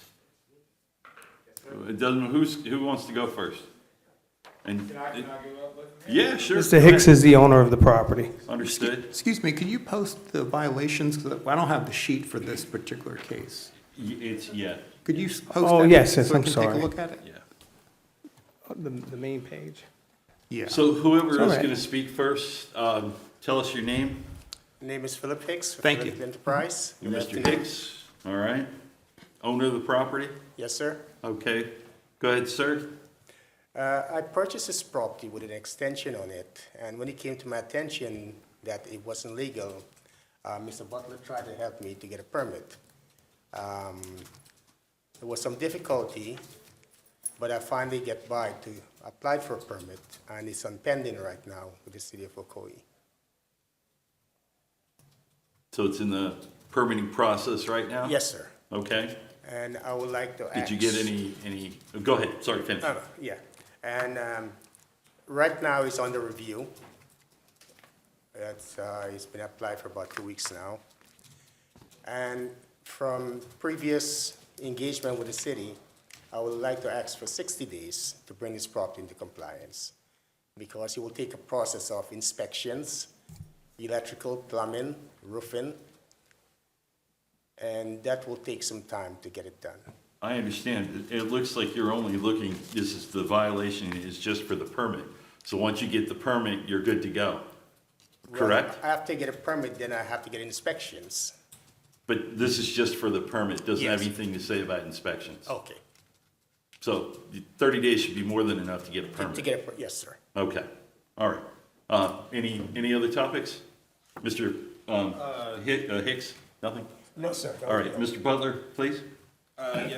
Kelton Butler, 20 Lafayette Street, just for the record.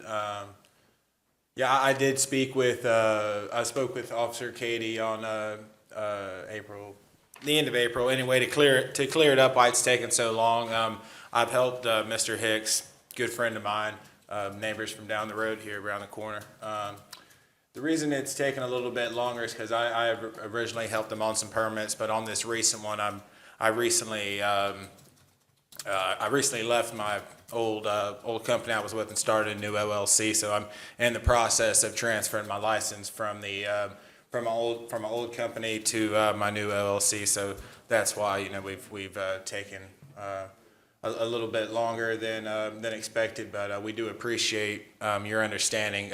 I can speak on behalf of Mr. Hicks here. He's got 5 or 6 properties between Lafayette and Magnolia, and if you've seen him before he's got a hold of them, you know the great work he's done, and he loves this city. So we ask for your consideration. We appreciate it. Thank you for your time. Mr. Butler, do you see any reason why a permit should not be issued in the next 30 days? I Do you think 30 days. anticipate an 30 days should be good. I was a bit confused there. I thought it was 30 days to, like he said, for inspections and everything. But if it's just 30 days for the permit to be issued, I think we're good there. Just to clarify that, that's Mr. Officer Katie, is that right? It's just the permit, correct? To the best of my knowledge, yes. Yes, sir. That's what it looks like. We also have somebody here from the Development Services, and he has information on the process of the permit. Okay. And speak your name and how you relate to this case. Yeah, absolutely. My name is Brett McFarland, Development Services Department with the City of Ocoee. Just to provide some clarification, as they've stated, the permit was applied for. There was actually a separate permit that was applied for at an earlier date. However, that one seemingly was abandoned, and a new permit was applied for, looks like on June 9th, 2026. The permit's been routed for review with all the applicable reviewers. Looks like currently it has been approved with the electrical reviewer. It's still waiting review with the mechanical reviewer, which is your HVAC. Engineering is still looking at it. However, it has been rejected by our zoning reviewer and our building reviewer with some various comments, things that they need to address in a resubmittal. So that'll come back and the applicant can reapply, addressing those comments. Our typical review time for residential permits in our building division is about 5 to 10 business days. So we turn them around relatively quickly, and the applicant is welcome to reach out to any of our reviewers at any time and get additional clarification if need be.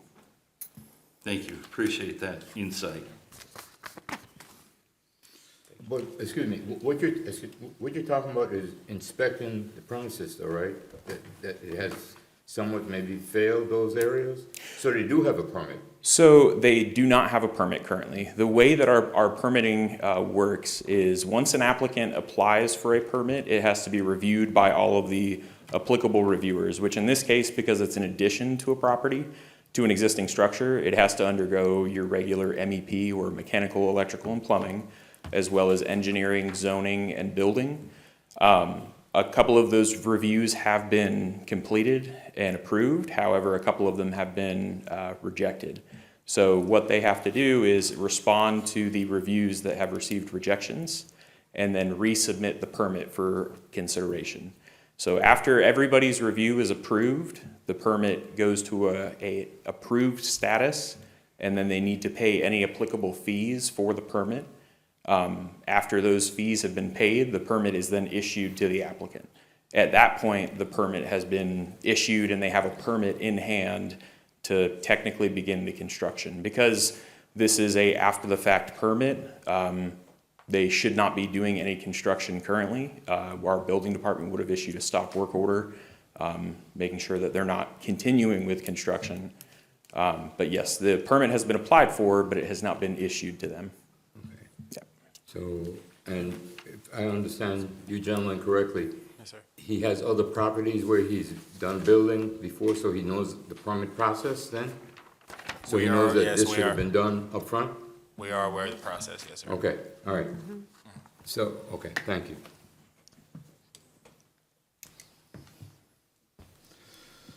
Any other questions, members? For anybody? No? And then I will entertain a motion. Mr. Chairman, I'd like to make a motion. Yes, Member Wilson? Okay. I request that in case number 2026-00862. Excuse me, Maya, can you put that back up? Because we don't have that piece of paper. Oh, it's right there, sorry, I didn't look in that wrong. It's right there on the screen. Yeah. It was. Well, mine was, and then it's gone now. Yes, it's gone. Okay. I don't know who's working the All minutes. right. All right, thank you. Go ahead, Member Wilson, go ahead. I move that in case number 2026-00862, that the respondents be found in violation of code cited on May 15th, 2026, and be given until July 18th of 2026 to come in compliance or be fined $250 per day until found in compliance. Seconded. Okay, we have a motion on the board made by Member Wilson, seconded by Vice Chair Lewis, that in case number 2026-00862, the respondent be found in violation of the code as cited of the compliance date, May 15, 2026, and be given until July 18th, 2026 to come into compliance, or be fined $250 per day as long as the violation exists. Any discussion? All those in favor, press yes. All those opposed, press no. All right, it passes unanimously. Thank you. All right. Next case for the evening is... Chairman, if I may interrupt for a minute. Yes, sir.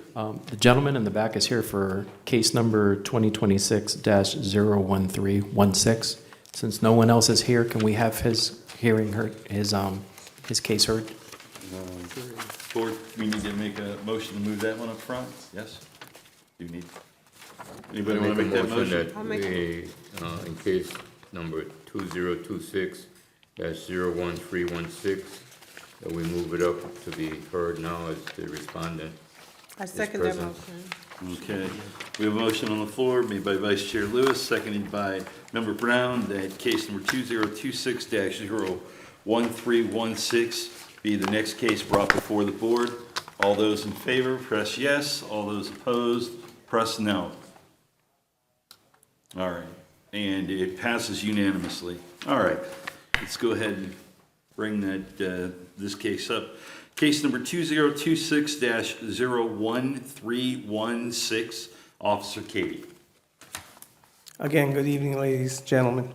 Officer Katie, City of Ocoee Code Enforcement, case number 2026-01316, regarding the property at 2120 Twisted Pine Road. On April 23rd, this officer, while on patrol, observed the property located at 2120 Twisted Pine Road in violation of the following city code: 165-3, prohibited acts. On April 23rd, 26, I verified the property owner to be American Homes for Rent of California, as confirmed by the Orange County property appraiser. A notice was given then posted on the property, sent by way of certified mail. The property owner was given until May 7th to correct the violation. On May 11th, the property was re-inspected and found non-compliant with the codes as cited. On June 4th, a notice of hearing was sent to the property owner, posted at the property, and posted at City Hall. As of today's hearing, the property remains in violation of the code 165-3.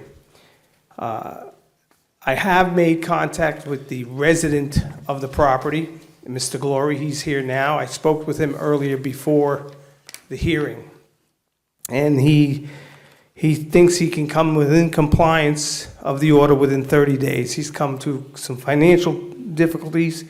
He's had some issues. There's a notice posted on the door, and this is the vehicle that's in the driveway, low tire, no plate. The plate has been updated. He has obtained a plate for the vehicle. And if you look on the side, you can still see it, the tire. And if you look from afar, you could see the drivetrain. The drive shaft is being held up. He's assured me he's trying to secure a drivetrain and fix the truck. The city is asking for 30 days and $250 per day violation thereafter. And Mr. Glory is here. Mr. Katie, or Officer Katie, quick question. Did I hear you say he was obtaining a plate for that vehicle? No, he's already got a plate on it. Okay. Since the time when I first visited the site, he's put a plate on it now. Okay. All right, very good. Officer Katie, I heard you Yes, ma'am. say 30 days, but here it says... I know on here it says 15, but that's before I had a chance to speak to the owner, and before the hearing, I spoke to him. This is done already. Okay. All right. Any other questions for the officer? No. Mr. Gorey? Yes. Please, thank you. State your name, address. Yes, my name is John Gorey. I live at 2120 Twisted Pine Road, Ocoee, Florida. All right. Tell us what you're going to do. Yeah, I just need 30 days. I'm having the parts, I'm ordering the parts now. It's just one of those things where just time just got out of control for me, and I just hadn't had a chance to address it, and when I did, it was after Officer Katie had already showed up at the property. Okay? All right. Well, entertain a motion. Does anybody have any questions for Mr. Gorey? No? Mr. Chair, I'd like to make a motion. Yes, Vice Chair Lewis? Mr. Chair, I move that in case number 2026-01316, the respondent be found in violation of code as cited as of May 7, 2026, and be given until July 18, 2026 to come into compliance or be fined $250 per day for the violation of 165.3A. Do I I have a second second? that motion. Sorry? I second that motion. All right, thank you. I have a motion on the floor made by Vice Chair Lewis, seconded by Member Brown. In any case number 2026-01316, the respondent be found in violation of the code cited and be given until July 18th, 2026 to come into compliance or be fined $250 a day until they get into compliance. Any discussion? Let's vote. Those in favor, press yes. Those opposed, press no. And it passes unanimously. Thank you. All right. We are reverting back to the rest of the list here. Case number 2026-0890, Officer Katie.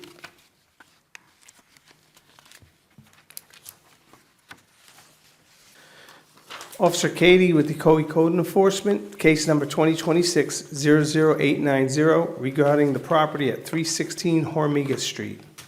On March 24th, this officer, while on routine patrol, noticed the property located at 316 Hormiga Street to be in violation of the following city code, 6-4, off-street parking standards. On March 24th, I verified the property owners to be Paul Cummings Jr., Karen Berggraf, Ruth Berggraf, James Andrew, as confirmed by the Orange County property appraiser. A notice of violation was then posted on the property, sent by way of certified mail. The property owner was given till March 31st, 26 to correct the violations. On April 8th, the property was re-inspected and found non-compliant with the codes as cited. On June 4th, 26, a notice of hearing was sent to the property owner, posted at the property, and posted in City Hall lobby.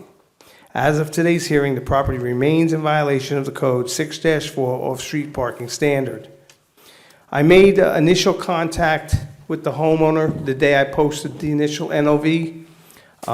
He was not very happy to talk to me, so I did not want to confront him, and I just left. Since then, I haven't had no contact with the individual. The city is asking for $250 a day if it's not fixed within 30 days. And here is the trailer, side of the house, not hooked up to anything. Again.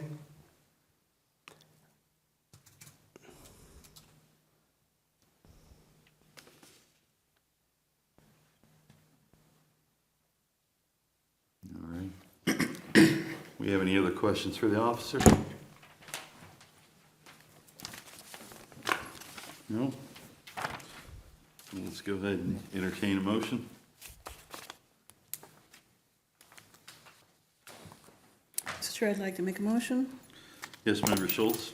I move that in case number 2026-00890, the respondent be found in violation of the code as cited as of March 31st, 2026, and be given until July 18th, 2026, to come into compliance or be fined $250 per day per violation until found in compliance. I second that motion. I have a motion on the floor by Member Schultz, seconded by Member Brown, that in case number 2026-00890, the respondent be found in violation of the code as cited as of the compliance date of March 31st, 2026, and be given until July 18th, 2026 to come into compliance or be fined $250 per day as long as the violation exists. Any questions? Any discussion? Let's vote. Those in favor, press yes. Those opposed, press no.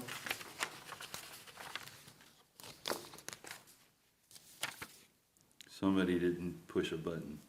Go ahead and re-hit them. All right, we're in. And it's unanimous. All right, thank you. All right, the next case before us is continued. 014 is continued.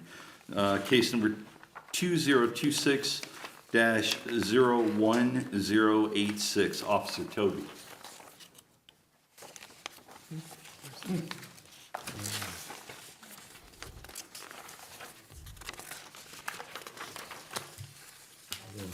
We don't have that one. We don't have that one?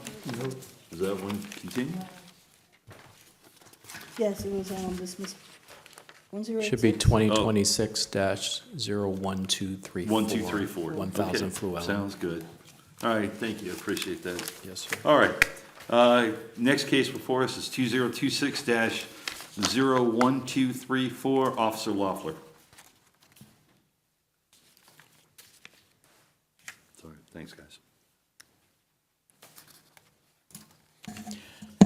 Officer Leffler, City of Ocoee, Code Enforcement. Case number 01234 is 1000 Fluelling Avenue. On April 17th, 2026, this officer did observe a room addition added to the side of the home in a almost completed status. Nobody was home at the time, so a stop work order and a violation notice were issued and posted at the location and sent certified service to the property owners, Marcio Gomez Leonardo and Perez Gomez Herlinda, for violation of City Ordinance 51-13, permits required. The notice provided 30 days for the property owner to stop work, remove the unpermitted construction, or obtain a required issued in possession permit from the Ocoee Building Department. On May 19th, the violation was re-inspected. Portions of the construction remained. Most of the walls and windows that were erected had been removed. On June 4th, 2026, a hearing notice to this meeting was posted at the location in City Hall and sent out certified service. At the time of this posting, the unpermitted room became a carport-like storage area. It still had a roof and a beam-type carport without a permit. And I have some exhibits scrolling along here somewhere. There we go, and up top right is the violation notice and the stop work order and the notice of hearing postings. And that's the room on the top left, as it was originally found with windows and doors. At this time, it is a carport now without any walls, but still requires a permit. The city's recommending a 15-day compliance time frame to remove the structure or forfeit $250 per day for every day not in compliance with any issued orders. No attempt has been made to apply for a permit, and the only thing that has been done was the walls and everything removed. The roof structure just needs to come down.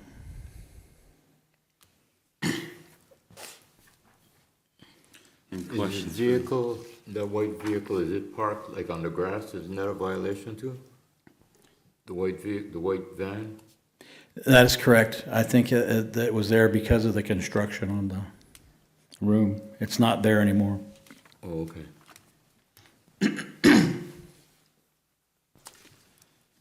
Any other questions for Officer Loeffler? All right, I'll entertain a motion. Okay, Mr. Chair, I'd like to make a motion. Yes, Mr. Wilson, Member Wilson. I move that in case number 2026-01234, that the respondents be found in violation of code as cited as of May 18th of 2026 and be given until July 3rd of 2026 to come in compliance or be fined $250 per day per violation until found in compliance. Second. All right, we have a motion on the floor made by Member Wilson, seconded by Vice Chair Lewis, that in case number 2026-01234, that the respondent be found in violation of the code as cited, and the compliance date of May 18th, 2026, be given until July 3rd, 2026, to come into compliance or be fined $250 per day for as long as the violation remains. Any discussion? All those in favor, press yes. All those opposed, press no. And it is unanimous. Thank you. Thank you. I have a general question. July 4th is the Saturday, is the city open on July 3rd? July 4th is a holiday, the city's not open. I know that's a Saturday, but That's does a the city Saturday. have a holiday on July 3rd? The Monday, oh, good enough, so that's the 6th, we're fine.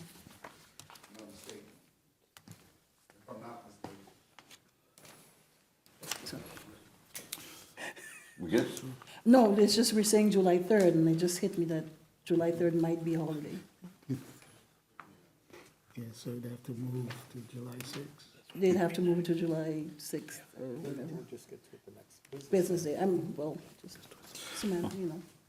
All right, the next case before us this evening, 2026-01365, Officer Katie.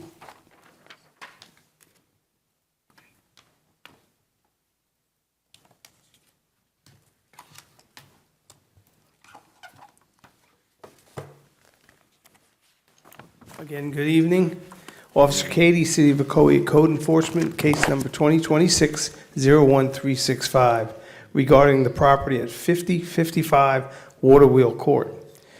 On April 27, 2026, while on patrol, this officer noticed the property located at 5055 Waterwheel Court to be in violation of the following city codes: 115-3 Declaration of Nuisance and 165-3 Prohibited Acts.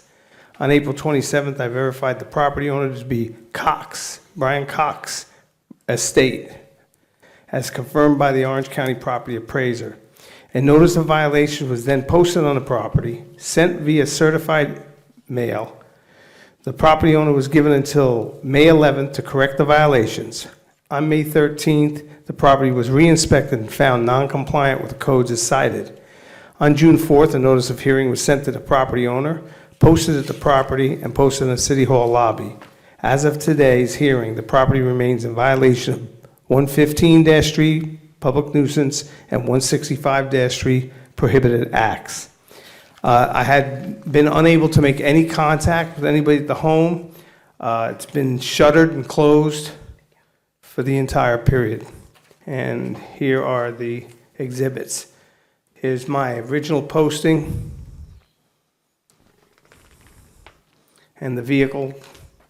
At the time the vehicle was tagged, and it was valid, but it has since, the plates have expired. The vehicle, as you can see, hasn't moved and has just been collecting debris.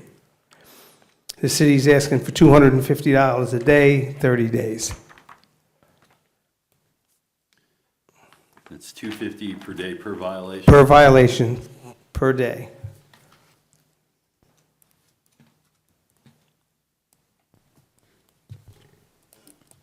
Any questions for the officer? I'll entertain a motion. Mr. Chair, I'd like to make a motion. Yes, Member Whittle. I move in the case number 2026-01365. The respondent be found in violation of code as cited from the compliance date of May 11, 2026, and be given until July 18th, 2026 to come into compliance or be fined $250 per day per violation until found in compliance. Second. We have a motion on the floor made by Member Whittle, seconded by Vice Chair Lewis, that in case number 2026-01365, that the respondent be found in violation of the two codes cited as of the compliance date of May 11th, 2026, be given until July 18th, 2026 to come into compliance or be fined $250 per day per violation until found in compliance. Any discussion? Let's take a vote. All those in favor, press yes. All those opposed, press no.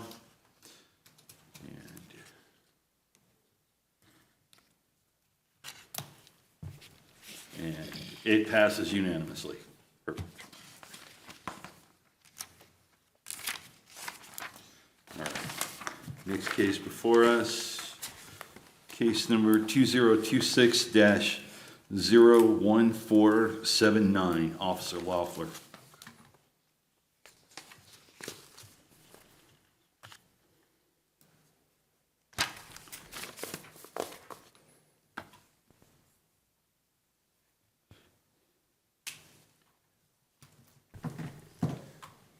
Officer Luffler, City of Ocoee, Code Enforcement. Case number 01479 is 729 North Lakewood Avenue. On May 5th, 2026, this officer did observe a vacant lot, which is highly visible to motorists and pedestrians along North Lakewood Avenue, with very tall weeds and grass, and an old dumped couch. On the same date, a violation notice was posted at the location and sent certified service to the owner, Harry Melendez in Puerto Rico, as identified by Orange County official records, for violation of ordinance 115-3A, 3 and B, regarding the old couch and the tall weeds and grass. The notice provided until May 21st, 2026, to remove the couch and cut the tall weeds and grass. On May 22nd, reinspection revealed noncompliance with the code as cited. On June 4th, 2026, a hearing notice to this meeting was posted at the location, sent certified service, and posted at the City Hall lobby. As of this date, the property remains non-compliant. The city's recommending a compliance timeframe of 15 days and a fine amount of $250 per day for every day not in compliance with any issued orders. Additionally, the city would like a provision to abate the nuisance, if it so chooses, with the cost recorded as a lien. I've had no contact with the owner. However, historically, I've had a lot of contact with the owner on previous actions, and he had no problem getting his information in Puerto Rico. But this case, I have had no contact. Officer Loeffler, I have a question for you relating to the violations. Are those considered two separate violations, or are they considered one? In this case, one violation, and so we can abate them together if we so choose to do it. Understood. Just curious about the fine amount. Okay. So the 250 covers both? Yes, sir. All right, thank you. And the 15 days? 15 days, yes, ma'am. I'll entertain a motion. Mr. Chair, I'd like to make a motion. Yes, Member Schultz? I move that in case number 2026-01479, the respondent be found in violation for code as cited as of May 21st, 2026, and be given until July 3rd, 2026 to come in compliance, or be fined $250 per day per violation until found in compliance, and in the event the property becomes vacant, I further move to authorize the city to abate the property and assess the cost to the fine. I second that motion.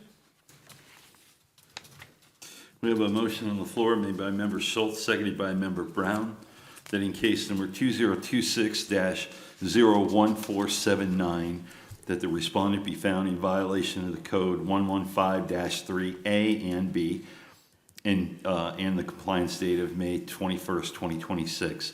Be given until July 3rd, 2026 to come into compliance or be fined $250 per day for the violation. In addition to that, we're giving, in the event that the property is found vacant and needs to be abated, we further move to authorize the city to abate the property and assess the cost of the fine. Any discussion? All those in favor, press yes. All those opposed, press no.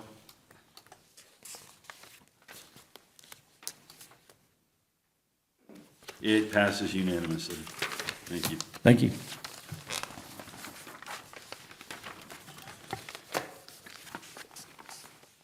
All right, the next case before us is case number 2026-01496. Officer Loeffler.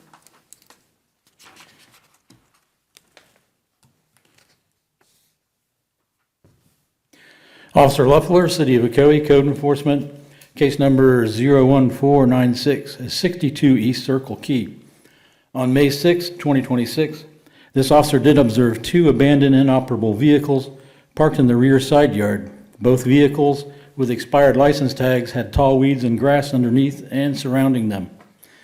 On the same date, May 6, a violation notice was posted at the location and sent out certified service to the property owner, Misty D. Murphy of Ocoee, Florida, but not that address, for violation of Ordinance 165-3A, prohibited acts regarding the keeping of inoperable junk vehicles on the property. The notice provided until May 25th to repair the vehicles and relocate them to surface parking or remove the vehicles from the property. Reinspection on May 26th revealed that one vehicle was removed, however, one still remained. On June 4th, 2026, a notice of hearing to this meeting was posted at the location, sent certified service, and posted in the City Hall lobby. As of this date, the location remains non-compliant. I saw today that that same car is sitting there. It has some tools on the hood. Someone may have been working on it. The city's recommending a 15-day compliance time frame and a fine amount of $250 per day for every day not in compliance with any issued orders.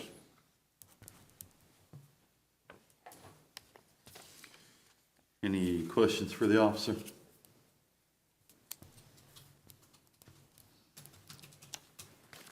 Well, I'll entertain a motion.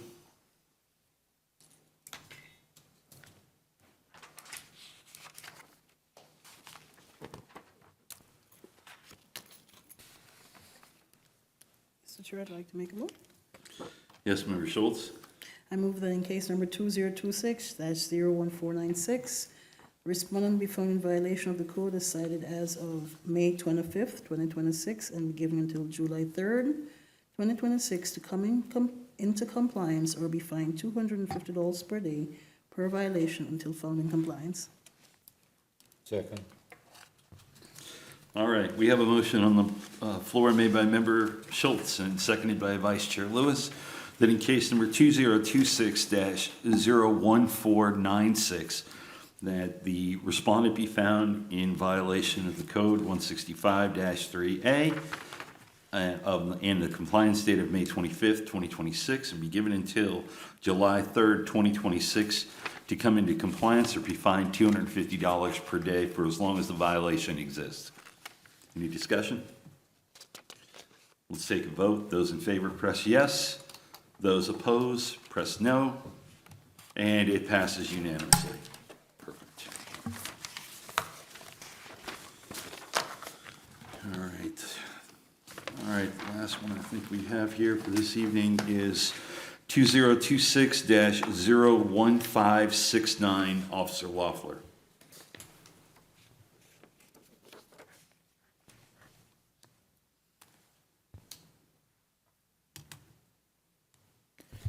Officer Loeffler, City of Ocoee Code Enforcement. Case number 01569 is 21 Cedar Key Court. On May 13th, 2026, this officer did observe miscellaneous trash and debris in a corner area of the property and all skirting missing from a modular home, exposing the plumbing and wiring to the elements and wildlife, and visible. On the same date, a violation notice was posted at the location and sent out certified service to the property owner, RSR Asset Investments of Ocoee, Florida, for violation of ordinances 115-3A3 regarding the drunken debris, and 10823B and C regarding the missing skirting.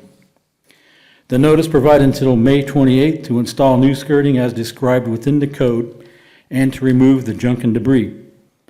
The second part of 10823B and C, the C part describes the type of material that's required. The actual violation is 10823B. I included C on the notice so that the respondent would know you can't just put plywood up there. On May 29th, reinspection revealed non-compliance with the codes as cited. On June 4th, a notice of hearing to this meeting was posted at the location in the City Hall lobby and sent certified service. As of this date, the junk and debris is gone and no longer in violation. However, all the skirting is still missing. The city is recommending a compliance time frame of 15 days with a fine amount of $250 per day for every day not in compliance with any issued orders, and this is only for the violation of 10823B.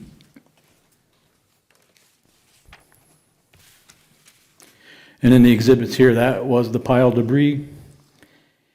The vehicle was originally included, but it was removed before as I was posting. Okay. Any other questions for the officer? So the remaining violation is to put back proper material. Yes, the skirting.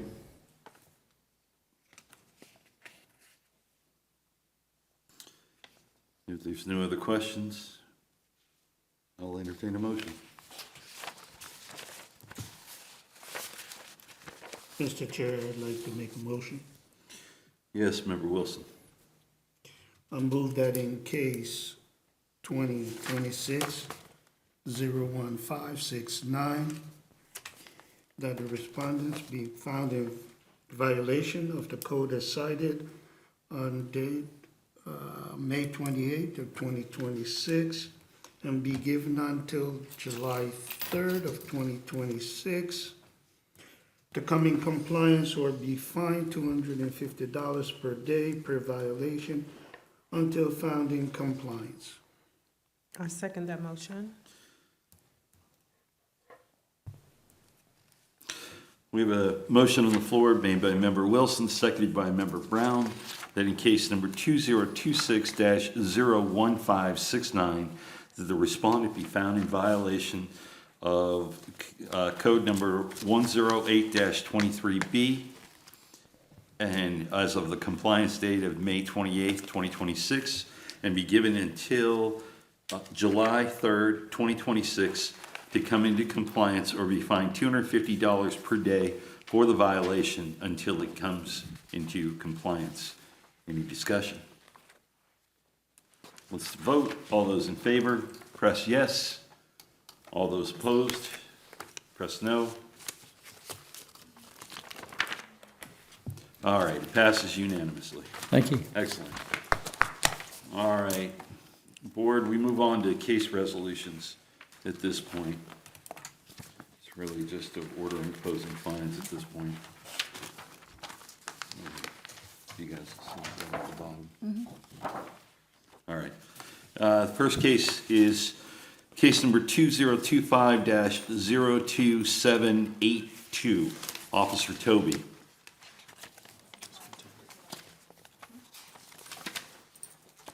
Good evening. So that one's just actually in compliance. It's in compliance? Yes, sir, it is. Oh, sorry. 2782? Yeah. Oh. All right, so which one? 368. So, 368, is that on there? That's correct, 368, sir. I don't see 368. So 368 would be our next one? Yes, sir. All right. Sorry about that, folks. Case number 2026-00368, Officer Toby. Case number 2026-0368, 109 Coquina Key, Officer Toby. On April 16, 2026, the property was found in violations of Code 108-23B, 108-23D, 108-23G, and 115-3. And we're given until May 16th to come into compliance or be fined $200 per day for violation. As of June 18th, the property is in compliance as of all codes as cited. The city is requesting an order of imposing a fine of $200 per day per violation starting on May 16th and ending on June 18th.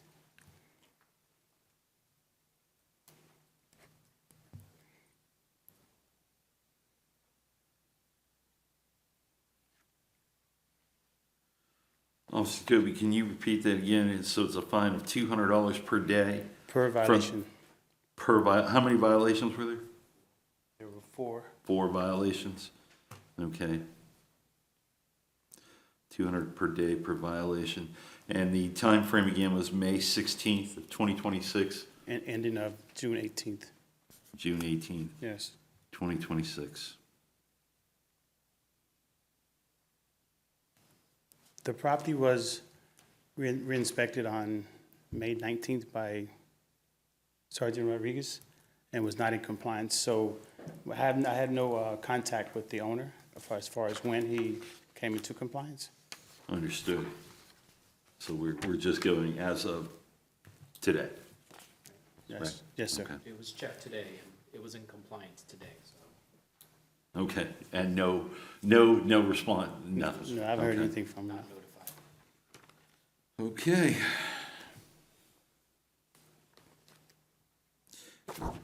Any other questions for Officer Toby? All right, then I will entertain a motion. Mr. Chair, I'd like to make a motion. All right, Member Schultz. I move that in case 2026-00368, the board imposes fines as previously said by the board. I second that motion. Okay.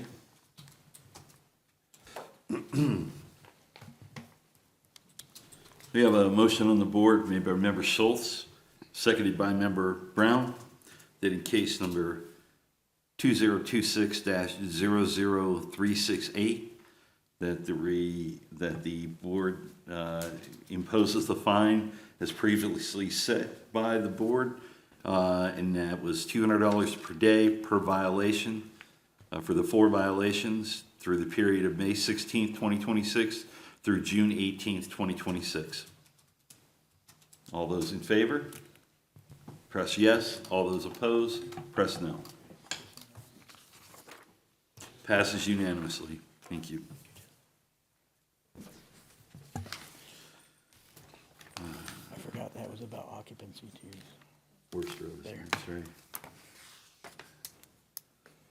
All right, 2026-00347. That's 324 Worst Road. That's non-compliance. The city is requesting order imposing fine and lien.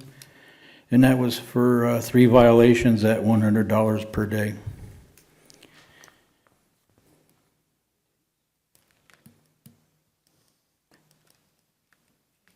And they're still non-compliant? Correct. I think they got all that. They don't. Mr. Chair, I'd like to make a motion. Yes, Member Schultz?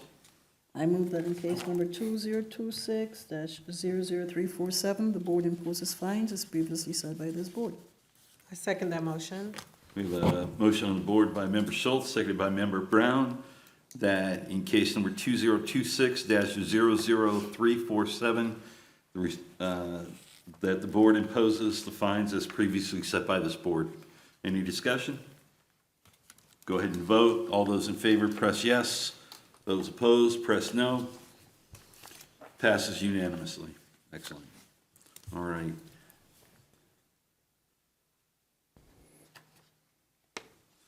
Okay, 2026-00464. That's 916 Marlene Drive. Unfortunately, that is non-compliance with the board's orders, and city's requesting order imposing fine and lien. That was 3 violations at $100 per day. They were given until June 5th, 2026 to come into compliance.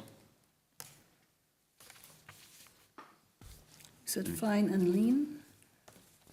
Did we authorize something else? No. Okay.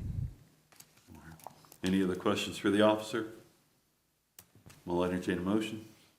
Mr. Chairman, I'll make a motion. Okay, Member Brown?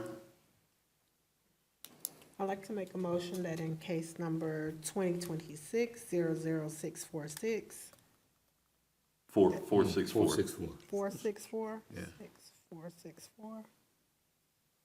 I move that the board impress the fines as previously set by the board. Second? Second. Got lots of seconds on that one. All right, we have a motion on the floor, made by Member Brown, seconded by Member Schultz, in case number 2026-00464, that the board impose the fines as previously set. All those in favor, press yes. All those opposed, press no. Passes unanimously. Thank you. Okay. Next case, 2026-00741. Officer Katie. Yes, that's 828 Hammocks Drive. On April 16th, the property was found in violation of Code 115-3 and was given till May 16th, 2026 to come within compliance or be fined $200 a day. As of May 19th, the property is in compliance with all codes as cited. The owner failed to come into compliance on the rule date of May 16th. The city is requesting an order imposing $200 per day, starting on May 16th and ending on May 19th.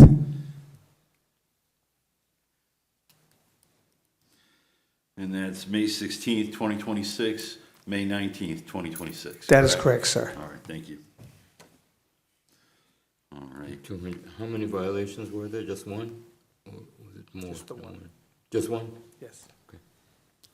Mr. Chair, I'd like to make a motion. Yes, Vice Chair Lewis.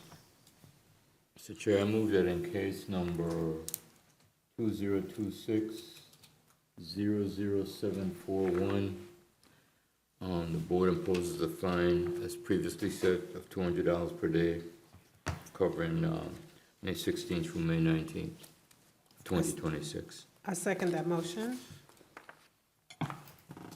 All right, we have a motion on the floor made by Vice Chair Lewis, seconded by Member Brown, that in case number 2026-00741, that the board imposes the fines as previously set by the board for the time period of May 16th, 2026 through May 19th, 2026. Any discussion? All those in favor, press yes. All those opposed, press no.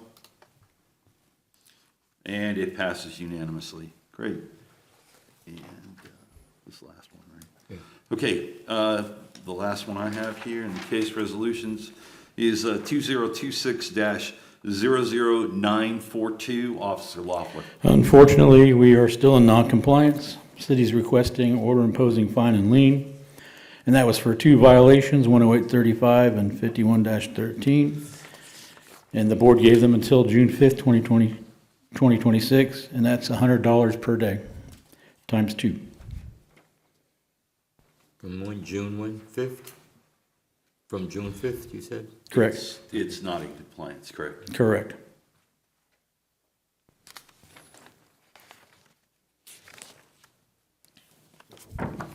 I'll take a motion. Mr. Chair, I'd like to make a motion. Yes, Member Brown? I move in case number 2026-00942 that the board impose the fine as previously set by this board. From June 5th. Do I have From June 5th, I'm sorry. I second it. All right, I have 2 seconds. Okay. Okay, and so I have a motion on the floor made by Member Brown, seconded by Member Schultz and Vice Chair Lewis, that in case number 2026-00942, that the board imposes the fines as previously set by the board. All those in favor, press yes. All those opposed, press no. And that motion passes unanimously. Thank you. All right, Maya, that's it for us, right? All right, great. Okay, off the board comments. I guess we'll go around the horn here. Member Schultz. Thank you. Welcome, Council Burton. Welcome, members Brown and Wilson. Thank you. Thank you. And Maya, if you don't mind, can you print the agenda to have with us? I like paper. Thank you. And thank you, staff. It's after 9:30. It's a rough one today. All right, Member Whittle. Oh, okay. Welcome to our new board members. Thank you. Great, fresh insights and everything you bring to the table. I do want to make a observation too, is that I believe empathy is at the core of why this board exists. You know, we're here to listen to all sides, both the people who are in front of us who are subject to getting a violation or fine, and we've got people who are their neighbors that are affected by their lack of behavior or lack of action. So when I think about when we make decisions, I hope we can make decisions based on the safety of not just the people before us, but the people we don't see, the people we represent here in the city. That includes the code enforcement officers that have to go by these residences. That includes the police. That includes the fire department. That includes anyone involved in this. And I just hope that the safety for the folks who live in these dwellings that are out of code don't fall into a situation where safety has impacted anyone else. So I hope we're evaluating things as fairly as we can. That's it. Mhm. And one more thing. So I think when we have a motion that is seconded, we should have a vote on it. It shouldn't just die on the vine. We should move forward with having a decision one way or the other, right? Okay. Duly noted. Vice Chair Lewis? I'd like to welcome our two new members, Member Wilson and Member Brown. Thank you. And our new attorney, Attorney Burton.